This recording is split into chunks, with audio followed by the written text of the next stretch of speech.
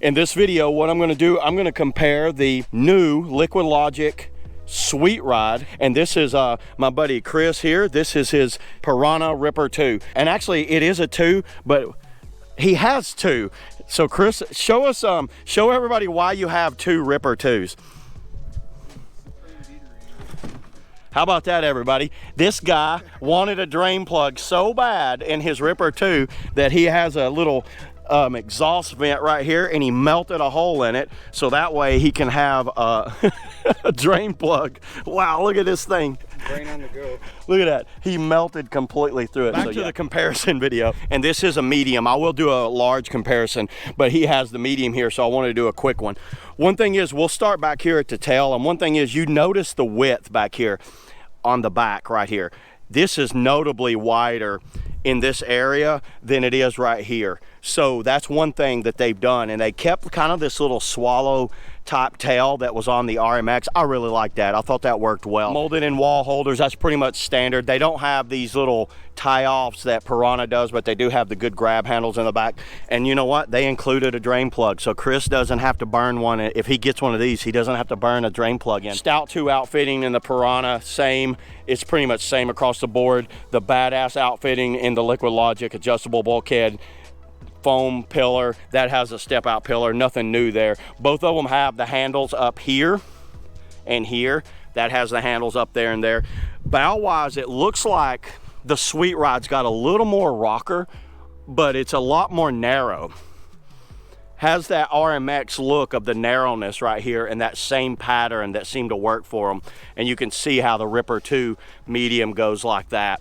Let's roll them over and check them out. Or actually, let's do a side-by-side of the tails.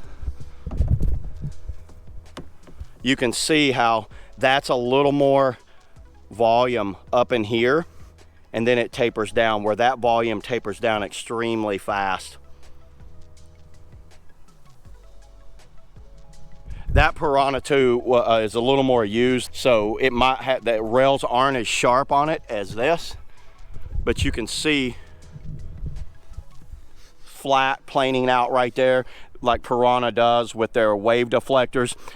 The Liquidlogic is a little more tapered, but they do have the rails that run all the way down and all the way there. The rails are just like the RMX, they're low, and then they've got a lot of volume pushing out there and a lot of volume pushing out there. But you can see the distance between here and here where that is, where that's a lot flatter.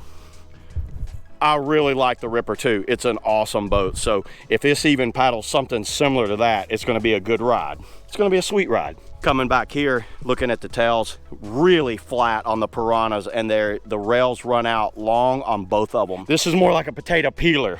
So it's got like the edges that come down, and those are sharp edges, and I really like how this hull performs. Roll them back over.